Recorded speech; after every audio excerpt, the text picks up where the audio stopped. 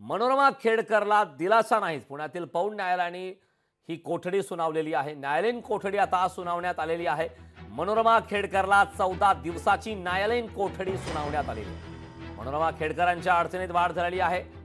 आताची मोठी अपडेट आता समोर येत आहे। मनोरमा खेडकर यांच्या संदर्भात सुनावणी झालेली आहे, मात्र त्यांना यामध्ये दिलासा मिळाला नाही। पुण्यातील पौंड न्यायालयाने ही न्यायालयीन कोठडी सुनावलेली आहे।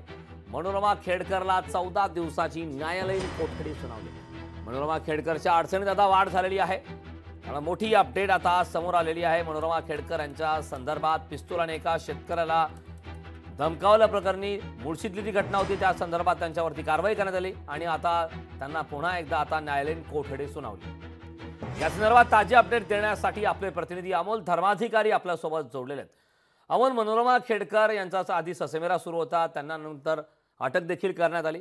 आता त्यांच्या संदर्भात सुनावणी झाली, त्यांना दिलासा मिळाला अशी अपेक्षा होती, मात्र आता न्यायालयीन कोठडी सुनावण्यात आलेली आहे।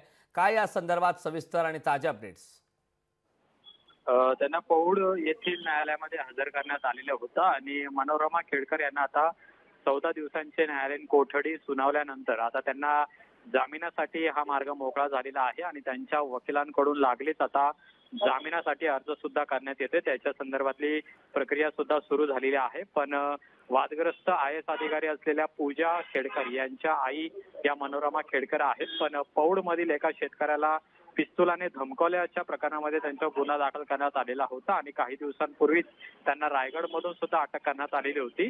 त्यांची पोलीस कोठडी आज संपलेली होती आणि त्यानंतर पौड पोलिसांनी त्यांना न्यायालयात हजर केल्यानंतर दोन्ही बाजूचा युक्तिवाद ऐकल्यानंतर न्यायालयाने त्यांना आता न्यायालयीन कोठडी सुनावलेली आहे आणि त्यामुळे मनोरमा खेडकर यांची रवानगी आता न्यायालयीन कोठडीत झाल्यानंतर त्यांच्या वकिलांकडून जामिनासाठी अर्ज सुद्धा देण्यात आलेला आहे। यापुढे आता कशी कारवाई पोलिसांकडून होते हे पाहणं महत्वाचं आहे आणि जामीन अर्जावर सुनावणी होताना मनोरमा खेडकर यांना जामीन न्यायालय देतं का हे सुद्धा पाहणं महत्वाचं असणार आहे।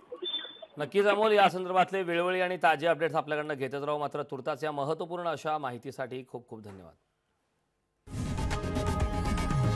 लोकशाही मराठी ऐका, पहा, जागरूक रहा।